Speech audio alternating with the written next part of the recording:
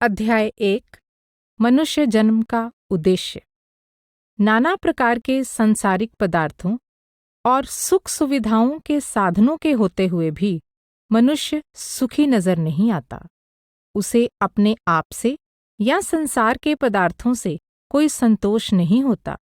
धार्मिक सिद्धांतों तथा सदाचार के नियमों की भी कोई कमी नहीं रही है। प्रत्येक मनुष्य अपने आप को किसी एक अथवा दूसरे धर्म या संप्रदाय का अनुयायी मानता है, परंतु उसे सांसारिक समृद्धि में कोई सुख तथा धार्मिक परंपराओं में कोई रस नहीं मिलता। उसे जीवन ही नीरस लगता है। सब कुछ होते हुए भी उसके अंतर में आकुलता और अकेलेपन की भावना बनी ही रहती है। यह आत्मा का अपने असल की ओर स्वाभाविक झुकाव है। आत्मा परमात्मा का अंश है। जब तक वापस जाकर वह अपने मूल परमात्मा में नहीं समाती, उसे सच्ची शांति प्राप्त नहीं हो सकती। सच्चा धर्म सर्वव्यापी है। हर एक मनुष्य के लिए, सारे संसार के लिए एक ही है। धर्मों का बाहरी स्वरूप एक दूसरे से भिन्न अवश्य प्रतीत होता है, पर अगर हर एक धर्म की तह में पहुंचा जाए तो एक ही उद्देश्य तथा एक ही नियम सब धर्मों की बुनियाद में काम करता नजर आएगा, जो सारे संसार के लिए एक ही है। मनुष्य होने के नाते हम सब एक ही जाति के हैं तथा हमारा आंतरिक स्रोत भी एक ही है। परमात्मा ने मनुष्य पैदा किए। वे सिख, मुसलमान, हिंदू, ईसाई, बौद्ध, जैन आदि बाद में बने।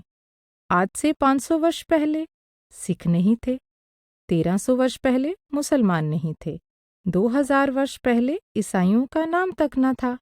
धर्म, देश और जाति की ये संकुचित सीमाएं हमारी अपनी बनाई हुई हैं।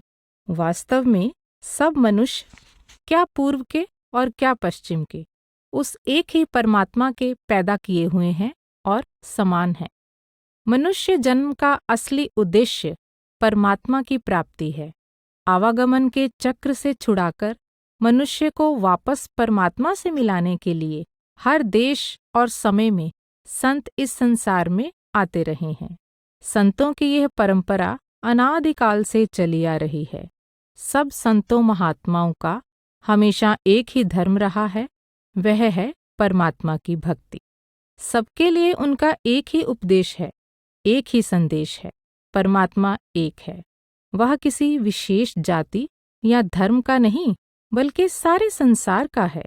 उसकी प्राप्ति ही सब धर्मों का असली उद्देश्य है। संत कहते हैं कि परमात्मा बाहर कहीं जंगलों, पहाड़ों अथवा मंदिरों मस्जिदों में नहीं है।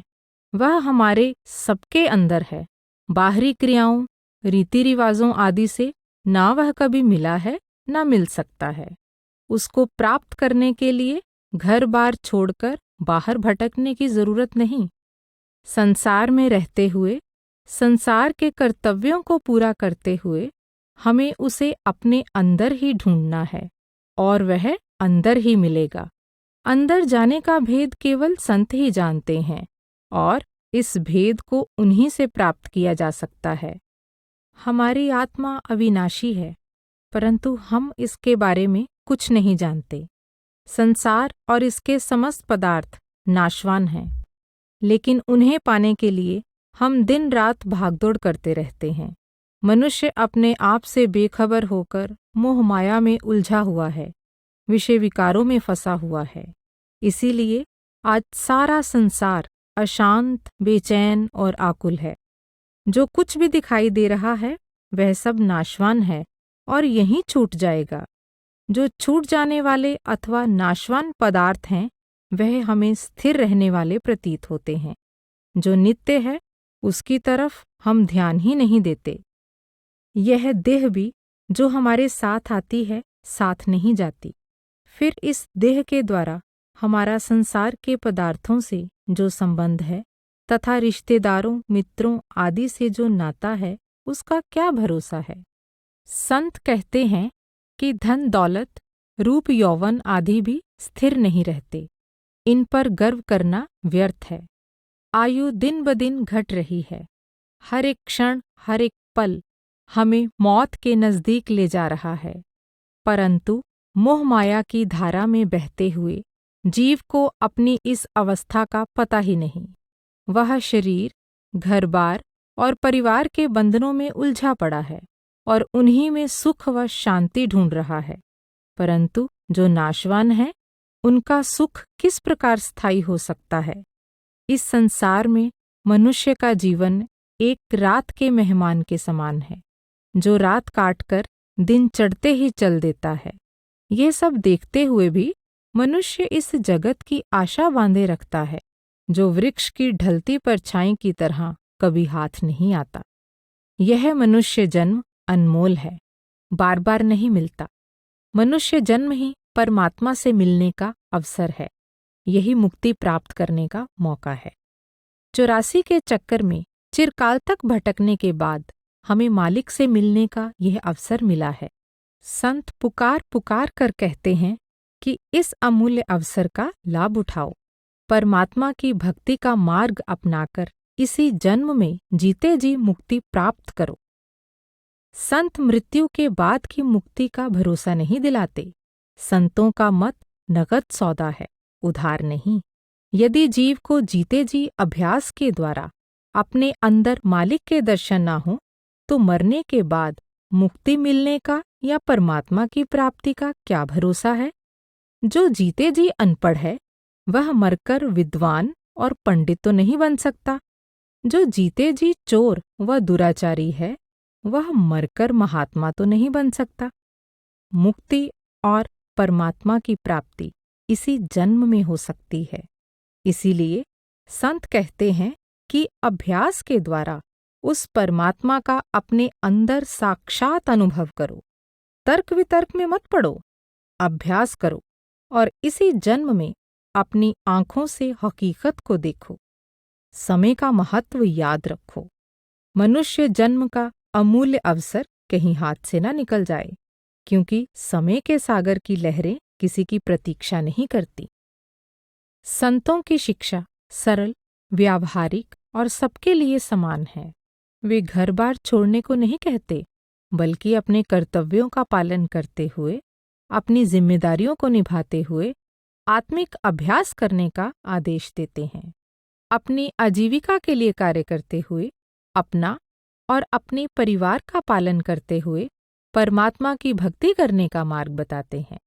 समाज पर भार बनकर जीवन बिताना भक्ति के लिए अनुकूल नहीं है। शुद्ध आजीविका के बिना शुद्ध विचार और सच्चा विवेक संभव नहीं। संत स्वयं भी अपने निर्वाह के लिए औरों पर निर्भर नहीं रहते। कबीर साहिब, गुरु नानक साहिब, गुरु रविदास जी, संत नामदेव जी आदि सभी संत अपनी आजीविका के लिए श्रम करते रहे हैं। भक्ति का अकर्मण्यता या आलस्य के साथ कोई मेल नहीं है। संतों ने स्वयं कर्मण्यता और आत्मनिर्भरता का उदाहरण बनके दिखाया है। संतों का संपूर्ण जीवन परोपकारमय होता है। वे परमपिता परमात्मा के सच्चे पुत्र होते हैं। उनके लिए सब धर्म, जातियां, पंथ और संप्रदाय समान हैं। वे सब देहधारियों में एक ही परमात्मा को देखते हैं। धर्म और जाति के पक्षपात से रहित वे सारे संसार को निडर होकर समान उपदेश देते हैं। वे कोई नया मजहब या संप्रदाय चलाने नहीं आते।